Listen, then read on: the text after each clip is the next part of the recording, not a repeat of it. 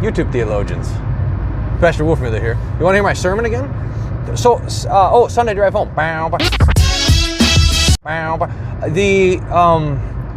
The 3-year lectionary committee, I don't know who you guys are, but they pulled a fast one on us today.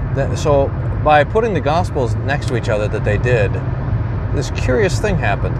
Last week was John chapter 1 and the first call of the apostles. That's when John the Baptist sent John and Andrew to Jesus. And they go find Simon. And then they go up to Galilee and they find Philip and Nathanael. Then today, Mark chapter 1, Jesus is walking by the Sea of Galilee and he sees Andrew and Peter fishing and John and James fishing with their dad, Zebedee, Thunder. It's kind of a cool name. Thunder. And he calls them. This is one of those places where when you go to when you go to college at the state school and you take Bible as lit and the professor says, read John 1. Where was Peter called? Oh, in Judea. He says, read Mark 1. Where was Peter called? Galilee. Contradiction. The Bible's full of contradictions. Now, but when we start to read it a little closer, some really wonderful things unfold. So number one, we know the Gospel of John, even though we normally think of John as like the most spiritual of the Gospels, right? John is the eagle. He sees this great height. And yet, it's John who really helps us pin down the chronologies by giving us all these visits and all these Passover notices. There's 4 Passovers in the ministry of Jesus. That's why we know his ministry is 3.5 years. Plus 3 years, 8 months or something like that. And John, I think Eusebius, if anybody wants to find the quote for that, I'll pin you. Eusebius talks about the occasion for John writing his gospel and to fill in some of these chronological gaps. If you just had Matthew, Mark, Luke, you might think that Jesus' ministry was for a year. But John is able to, with John, we're able to accordion it out and expand it to get the 3.5 years that are there. But here's the other thing we realize, is that John and James and Peter and Andrew were called twice. Philip, Nathanael also. There was 2 separate calls. There was the call right at the beginning of Jesus' ministry. We're going to date that in October of 29 AD.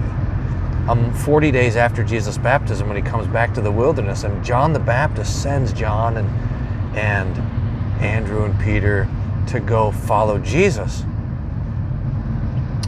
And then they follow him. They go to wedding at Cana. They go to Capernaum. Jesus preaches. They go down to Judea. So there's about 6 months, the first 6 months of Jesus' ministry, where he's got a small band of disciples. And then there's like a quiet 7 months. We sort of don't know exactly what happens. But we presume that Jesus sent those guys back to work, take 6 months off. And then, curiously enough, it's when Jesus learns about the arrest of John the Baptist that then he goes and he calls the disciples and he says, now you're with me. We're in this thing and we're in it to the end. So that's what happens. It's really helpful to put it all in context, because if you just read Mark, these guys are fishing and Jesus says, hey, follow me. And it's like they've got nothing better to do, or else maybe you sometimes hear this theologically, that the word of Jesus is irresistible. Jesus says, follow me, and you can't help it. But they know, you would think they would at least ask, like, well, who are you? But they knew. They'd seen the water turn, they'd tasted the water turn to wine. They'd seen the exorcism. Jesus was commended to them by John the Baptist, who they were following first. So it helps us fill out the story really well. And then it helps us avoid 2 things. One is this idea that the Holy Spirit only works through spontaneity. I was telling this story the other day about some friends of ours. We were at a Bible study. This is back in college days. And this friend, they burst into the room. Girl that we knew with a guy we'd never seen before. They started dating like 2 days before. He said, the Holy Spirit told us to get married. We said, well, it must be the Holy Spirit because it's spontaneous. That's wrong. But that kind of move gets put on the Lutherans like, hey, the Lord's Prayer, that doesn't count because it's written down. And it's got to be from the heart. I believe that when it comes to sermons and Sunday drive homes, but I don't insist on it. That's the difference. The Lord can work through written down stuff like the Bible. So that's one reason it's helpful. And the other reason it's helpful is that the disciples had seen Jesus be opposed by the Pharisees already in Jerusalem. So they knew what they were getting into. They knew that following Jesus was taking up a cross.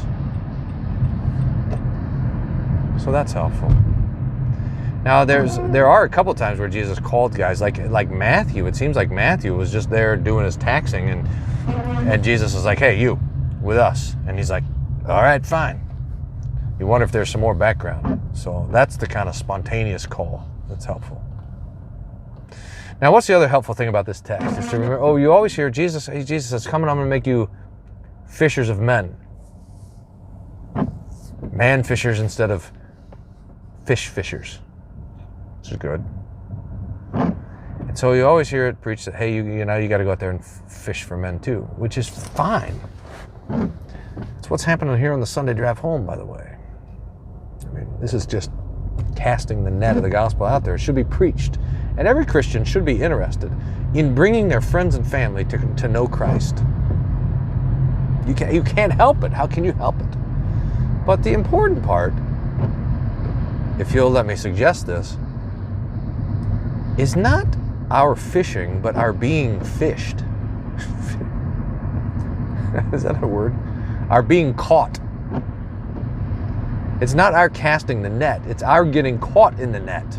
It's the work of the Holy Spirit to call, gather, enlighten, and sanctify the whole Christian church on earth. And before we rejoice in the work of preaching for the preachers and speaking kindly to the neighbor for every Christian, before we rejoice in the work, we rejoice in the work that's been done to us, that Jesus has baptized us. So I would suggest it's much more important than being a fisherman. A man fisher is being a fish and being caught by Jesus. That's where the joy is. The Lutheran confessions, remember those things? They say, hey, we honor the saints, and one of the ways we honor the saints is we thank God for the work that He's accomplished through those that have gone before us. And so our instinct should be, when we see Jesus calling Peter and James and John, our instinct should be not to say, oh, just like He calls us. Our instinct should be to say, thank God for the work that they did. Peter for his writing and John for his preaching and so forth. That through their work, the Lord has given us gifts and called us to faith.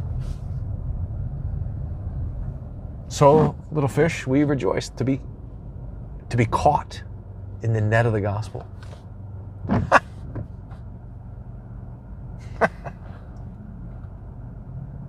That's Sunday Drive.